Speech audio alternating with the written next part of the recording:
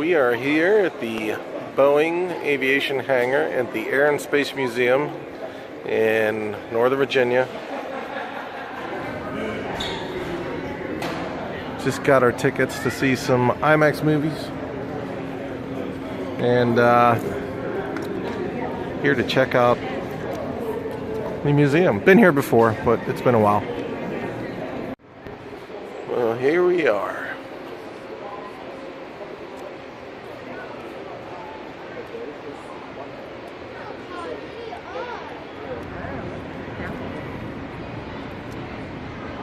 Look at all this. This is awesome.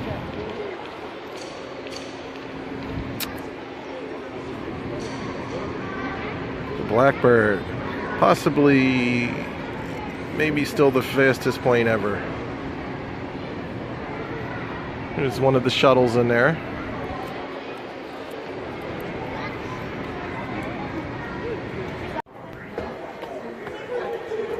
Looking north. I'd be looking towards Herndon, Reston. There's another one coming in. How do I know that? Looking towards Ashburn. The Blackbird. 1 hour, 4 minutes, and 20 seconds. This plane flew from, I believe it was Los Angeles to right here at Dulles Airport, and then it was turned over to the Smithsonian. At speeds of over 2,000 miles per hour.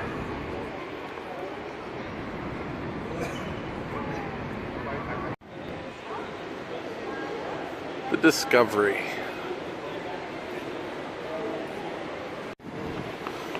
The Discovery actually flew missions. The one that originally was here at the museum was taken out and used for testing, or I guess you could say testing, when the other shuttle where the debris came off damaged a wing and broke apart on re-entry. So they took that shuttle out of here, and that was the original glider type shuttle. I guess the designs were much closer, and then they replaced it with the Discovery here. Here is the Red Bull Stratus capsule with Felix Baumgartner jumped out of 127,851 feet over Roswell, New Mexico, which the world was watching. First person to free fall and break the sound barrier.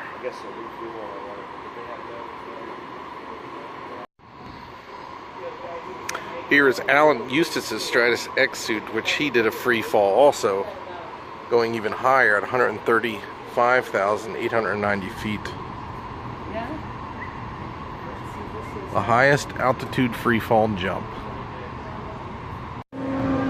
The Wright brothers inaugurated the aerial age with their historic first flights at Kitty Hawk, North Carolina, December 17, 1903. And the reason why I bring up the Wright brothers is obviously these older planes, especially this one over here called I think it's called the Red Devil. Just a few variations of those were built 1911 or so, but not far from here in the Dulles, Herndon area, their mother, I don't know her name, but the Wright brothers' mother was born right around Hillsborough, Virginia in Loudoun County.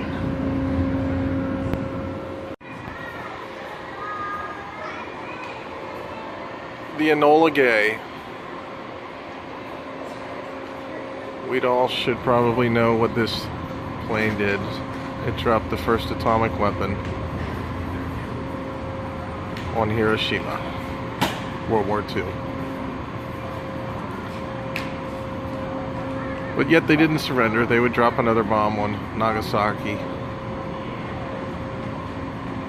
And then finally, a few days afterwards, the Japanese surrendered.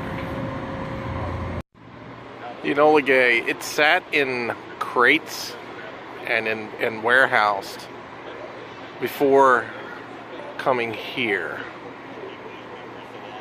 And they were worried about how people would receive having this plane on display. And somebody did come in and throw some paint on it. within the first, month, week, or whatever when it was on display. And, just think through those windows there.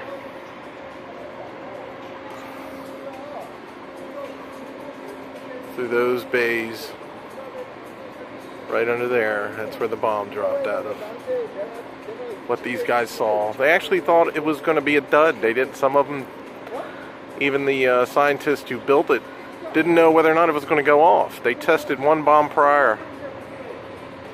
Of course, it had all the cables and stuff set up on it. And then this bomb was actually one all encased. So they didn't really know if it was going to go off or not. But it did.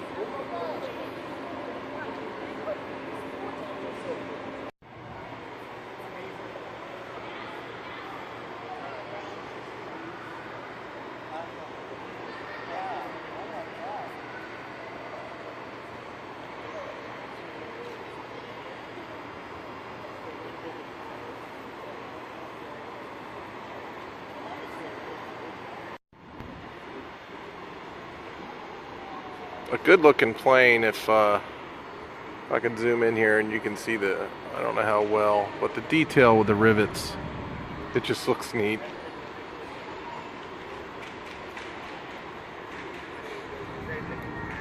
The Clipper Flying Cloud. Howard Hughes bought a version of one of these for his personal use. An Air France Concorde. Those of us who have lived in Northern Virginia for quite some time remember these taking off and landing at Dulles Airport and everything rattling and shaking, and they were the loudest thing coming in and out of Dulles Airport. But it was one of those things when you heard it coming in, or especially taking off. Taking off was just horrendous. You would go out and watch it. I think I have an uncle who flew on these after Vietnam, who flew in these regularly out of Hawaii. The Bell UH-1H Iroquois, also known as, everybody knows this one is the Huey. And then of course this narrow thing, the Cobra. Look at that gun. The price escalated and they're way behind on schedule, but they are performing well. First of all, it's digitally controlled. That was one of the reasons Lockheed has over 10 million lines of code in it. The pilots wear a virtual reality helmet, so all displays are right in front of their eyes. If they see a target, they just look at the target as opposed to the target. And they also have sensors on the exterior body of the aircraft program. The X-35B Lockheed Martin Joint Strike Fighter. The Udvar-Hazy sensor will close in 15 minutes.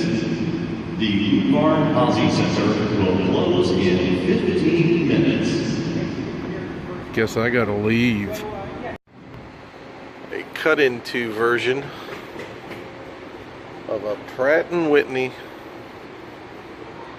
R4360. I say it like I know what it is.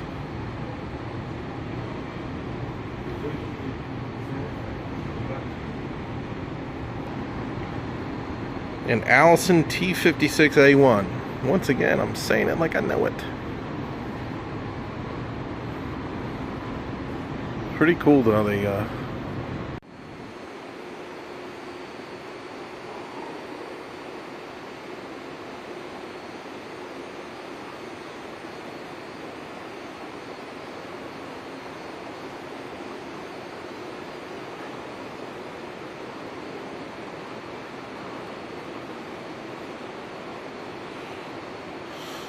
I think that's all she wrote. That's all I'm recording today. Please subscribe if you like. Hit like if you want. If not, don't worry about it.